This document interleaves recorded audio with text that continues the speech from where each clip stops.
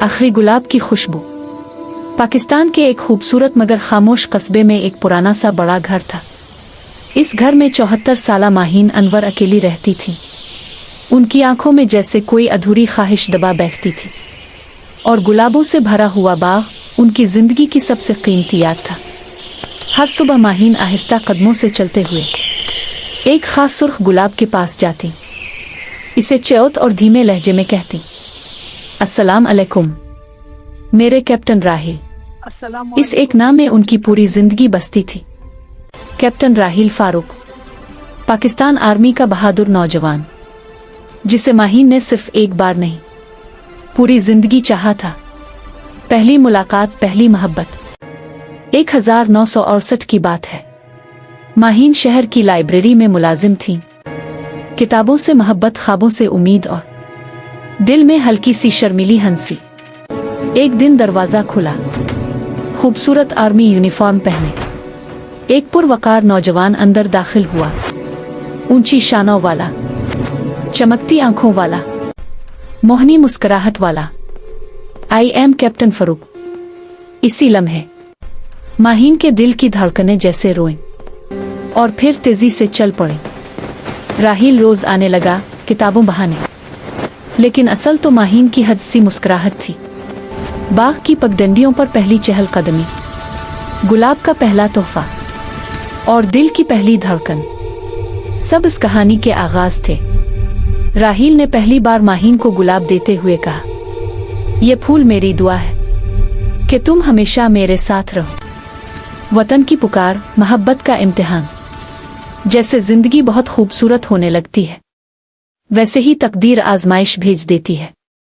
एक शाम राहिल का चेहरा गंभीर था। इसने आहिस्ता से बताया, मुझे सरहद पर जाना है, वतन पुकार रहा है। माहीन की आंखें भीग गईं। राहिल ने उनका हाथ पकड़ा और कहा, मैं लौट आऊंगा, तुम्हारे लिए, हमारे लिए। रुखसत होते वक्त इसने उनके हाथ पर सुर्ख गुलाब रखा और दुआ दी।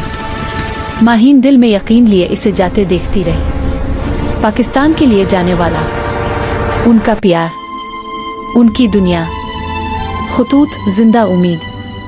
महीनों तक राहिल के खुतूत आते रहे। हर लफ्ज में मोहब्बत, हर सतर में वतन की खुशबू, और हर दुआ में माहीन का नाम।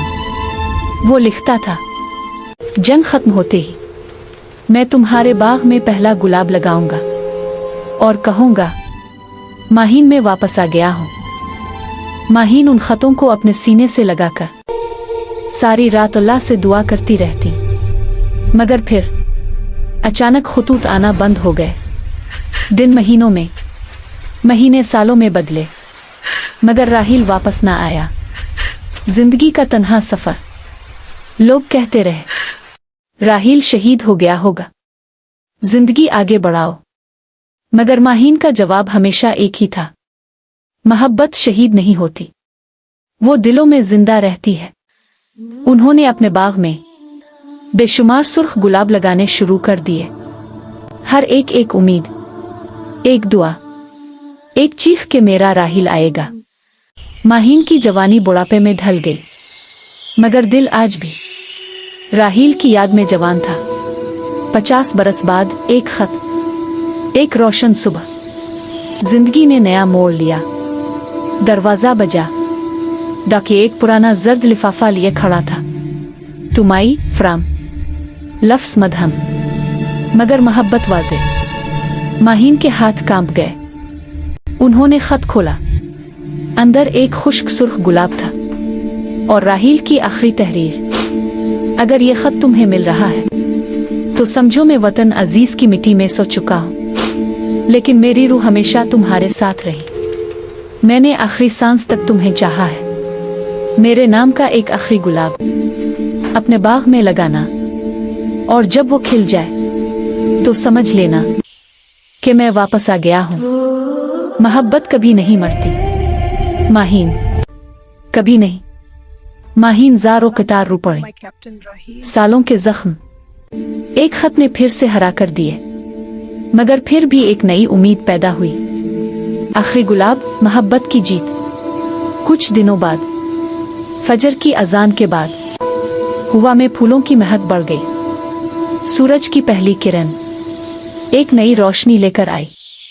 जिस जगह माहीन ने खुश्क गुलाब दबाया था, वहां एक सुर्ख गुलाब पूरी शान से खिल चुका था। माहीन उसके पास बैठ गई और आहिस्ता से बोले, खुश आमदीद मेरे शहजादे, मेरे राही। इसी रात माहीन अपनी आराम कुर्सी पर लेटे, आंखें बंद हुई और चेहरे पर एक पुरसुकून मुस्कुराहट थी, जैसे किसी ने टूटा हुआ दिल मुकम्मल कर दिया हो।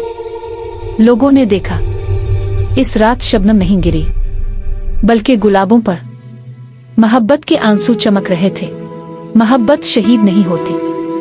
किसी भी सरहद, किसी भी फासले, किसी भी मौत के बाद भी मोहब्बत जिंदा रहती है। रूहें जब चाहती हैं, वो दोबारा मिल जाती हैं।